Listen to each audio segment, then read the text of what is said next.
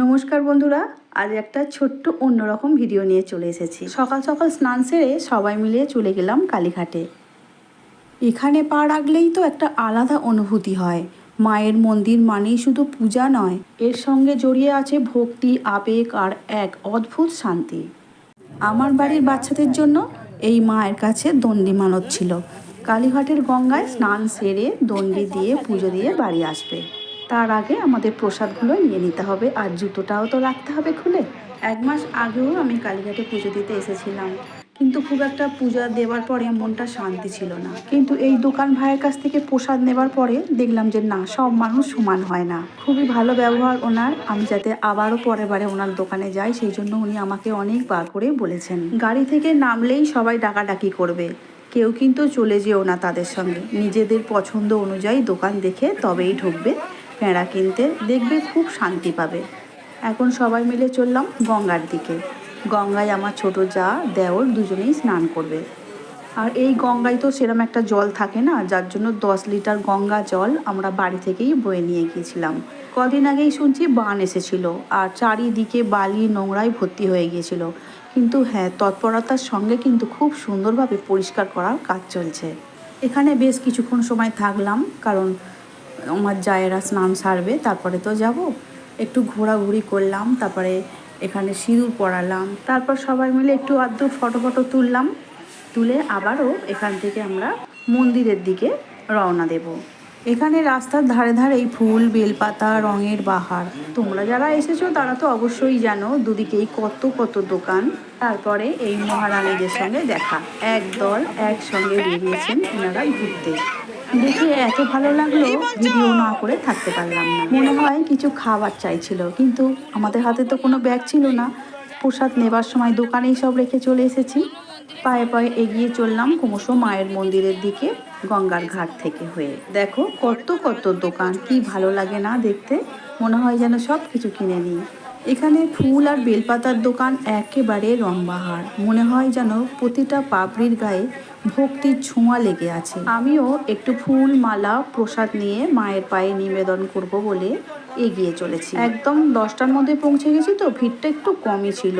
তবে দেখলেই মনে হয় কত মানুষ তাদের আশা আকাঙ্ক্ষা নিয়ে মায়ের কাছে আসে।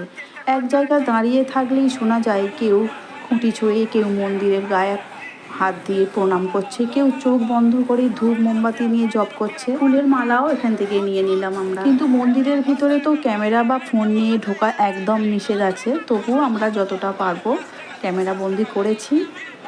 কিন্তু আমার যা যখন দণ্ডি দিচ্ছিল সেই সময় আমি মোবাইলটা বের করতে পারিনি, কারণ অনেকেই ওখানে বারণ করছিল। যাই হোক, অবশেষে মায়ের মন্দিরের ভিতরে একদম প্রবেশ করে ফেলেছি। এবারে একটু লাইন দিয়ে শুধু মায়ের কাছে যাওয়ার অপেক্ষা। কিন্তু মায়ের কাছে পৌঁছানোর ভিডিও তো আমি করতে পারিনি, কারণ সেটা একদম নিষিদ্ধ। তারপরে আমরা পূজা দিয়ে সুন্দর করে সবাই মিলে আবার বাইরে বেরিয়ে এসে একটু ফটো তোলাতুলি করছিলাম। হ্যাঁ, যখন মায়ের সামনে দাঁড়ালাম তখন একেবারে নিস্তব্ধ হয়ে গেল মন। চারিদিকে ভিড়, শব্দ সব যেন হারিয়ে গেল। শুধু মনে হলো মা যেন আমার সব কথা শুনে নিয়েছে, কিছুই বলতে হলো না আমার। এই তো আমার যা, ছোট ছোট দুটো বাচ্চা, রোদ্দুর রশ্মি, দেওর, আমি, মেঘা আর আমার পাশের বাড়ি অনিতা। পূজার শেষে যখন আসছি তখন ঠাকুরমশাই বলে দিলেন এই জায়গাটায় ধূপ আর মোমবাতি জ্বালিয়ে দাও। আমরা সবাই মিলে ধূপ মোমবাতি সুন্দর করে জ্বালিয়ে দিচ্ছি। মন্দির থেকে বেরোবার সময় তো রাস্তার কোলাহল, ভিড় থাকবেই, তাই না বলো? কালীঘাট মন্দির মানে তো শুধু পূজা নয়, এখানে আছে একটা বড় ইতিহাস।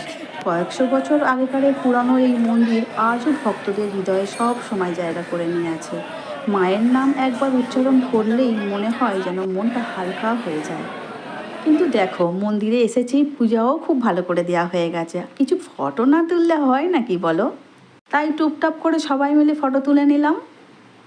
আর পুজো দেওয়ার পরে কালীঘাটের রাস্তার ধারে খাবার না খেলে কিন্তু মনে হয় কিছু একটা মিস হয়ে গেল। প্রসাদ খেয়েই একেবারে তৃপ্তি লাগছে। আর দেখো ওই যে দোকানগুলো আছে, দোকানেও কিন্তু খুব ভালো ভালো খাবার কিনতে পাওয়া যায়। আমরা সবাই মিলে খাবার দাবার খাবো বলে চিন্তাধারা করছি যে এবার বেরিয়ে খাওয়া দাওয়া করবো। ও মা, দেখি মন্দিরের মধ্যে কে শুয়ে আছে যেন, দেখে তো মনে হচ্ছে ভোলে বাবার খুবই ভক্ত। রোদ্দুরও বলে দিল আমি একটু বসছি এখানে, যে মা একটু লালুর সঙ্গে ভিডিও করে দাও তো। এসে ওর নামও লালু, সেটাও দেওয়া হয়ে গেছে রোদ্দুরে। তার গায়ে হাত দিয়ে আদর করে দিয়েছে, কিন্তু ও কিচ্ছু বলেনি, চুপচাপ ঘুমোচ্ছে ভোলেনাথের কাছে। যাক, এবারে আমরা পায়ে পায়ে মন্দির থেকে বাইরে বেরিয়ে আসছি। মন্দির থেকে বেরিয়ে আসার পর আবারও যেন মনে হচ্ছে যে এই অভিজ্ঞতাটা সত্যি অন্যরকম। মা যেন সবাইকে সুখে রাখেন, দুঃখ দুর্দশা দূর করেন। যেই একটু বেলা হয়েছে, মানে 12টার দিকে, তখন আমরা বেরিয়ে আসছি, তখন অলরেডি ভালোই ভিড় হওয়া শুরু হয়ে গেছে। মন্দিরের বাইরে পা রাখতে না রাখতেই রোদ্দুর আর রশ্মি দুজনের খেলনা কিনে দেওয়ার জন্য কান্না শুরু হয়ে গেছে। এই তো বাবু হাত নাড়াতে আমরা বাড়ি চলে যাচ্ছি। টাটা করে দাও তো রশ্মি, টাটা করে দিয়ে বাড়ি চলে যাচ্ছি আমরা। এবারে দেওয়া হয়ে গেছে। এবার মন্দিরের সামনেই গাড়িটা চলে এসেছিল, সবাই মিলে গাড়িতে উঠে পড়লাম। তারপরে গাড়িতে তো গান চলবেই। আজকালকার ছেলেমেয়েরা, বাচ্চারা জানো তো, গাড়িতে ওঠা মানেই গান চালাবে। আমি আর কোনো ভয়েস এখানে সেটা দিতে পারলাম না, কারণ আমার জানোই তো মিউজিক চললে আমাদের ভিডিওর পক্ষে ভালো নয়। সেই জন্য আমি এখানটা ভয়েস ওভারই দিয়ে দিচ্ছি। রোদ্দুর রশ্মি সবাই খুব আনন্দ করতে করতেই কিন্তু ওরা যাচ্ছে গান শুনতে শুনতে। রোদ্দুর তো একদম গানে বিভোর হয়ে আছে, ডাকার পরে একটু হাতটা নাড়া দিয়েছে, না হলে ওর ইচ্ছাই হচ্ছে নাকি শুধু গান শোনার। যাই হোক, পুজো দেবার পরে কিছু কেনাকাটি করেছি অল্প বিস্তর, সেগুলোকে আর দেখানোর সুযোগ হয়নি, কারণ ওই ক্লিপগুলো আমার নেওয়াই হয়নি, কারণ এইভাবে ব্লগ করা আমার অভ্যাস নেই। আর সেই জন্য চলো বাড়িতে গিয়ে দেখাবো আমি কি কি কিনে নিয়ে এসেছি। এই যে সারাদিন তো আমি এদেরকে নিয়েই থাকি, আর যেন এদের ছাড়া আমি কিছু ভাবতেই পারি না। পুজো দেবার পরে খাওয়া দাওয়া সেরে যখন গাড়িতে বসেছি, দুজনেরই ঘুম ধরে গেছে। রশনি তো শুধু ঘুমিয়েই পড়ছে, লাস্টে রোদ্দুরও ঘুমিয়ে পড়লো। দুজনে ঘুমিয়ে ঘুমিয়ে বাড়িতে এসে একদম ঘুম ভাঙলো। বাড়ির সবার সঙ্গে বেরোনোর মজাটাই কিছু আলাদা। যদি তোমরাও এইভাবে বাড়ির লোকের সঙ্গে ঠাকুর মন্দিরে কোনো পুজো দিতে গিয়ে কোনো অভিজ্ঞতা থাকে, অবশ্যই আমাকে কমেন্ট করে জানাবে। বাড়ির একদম কাছাকাছি চলে এসেছি, এবারে আমাদের নামতে হবে, তাই দুজনের ঘুমও খুব ভালো করে হয়ে গেছে। পুজো দেওয়ার পর এবারে বাড়িতে এসে প্রসাদগুলো সব টেবিলের মধ্যে রাখলাম। আর কিছু জিনিস কিনেছি, কয়েকটা ঠাকুরের পট কিনেছি, যেগুলো আমার খারাপ হয়ে গিয়েছিল, সেগুলো সব কিনে নিয়ে এসেছি। আর মিষ্টিগুলো দেখো, পুজোর মিষ্টিগুলো একদম লম্বা লম্বা না, এরকম কিন্তু আগে ছিল না, আগে ছিল গোল গোল চ্যাপ্টা চ্যাপ্টা মতো। এখন এগুলো সুবিধাই হয়েছে, সবার হাতে এক পিস করে দিতে পারলাম। আর কিছু এই কাঁচের গ্লাস, কাঁচের জার, দুটো কাপ কিনেছি। আমার আচার রাখার জন্য ভীষণ অসুবিধা হতো, সেই জন্য কাঁচের জার দুটো নিয়েছি। আজকের মতো আসছি, সবাই ভালো থেকো, সুস্থ থেকো। তোমরা যদি কালীঘাটে এসে থাকো তাহলে অবশ্যই কমেন্ট করে জানিও তোমাদের অভিজ্ঞতার কথা কেমন লেগেছিল। জয় মা কালী, সবার মঙ্গল করো মা।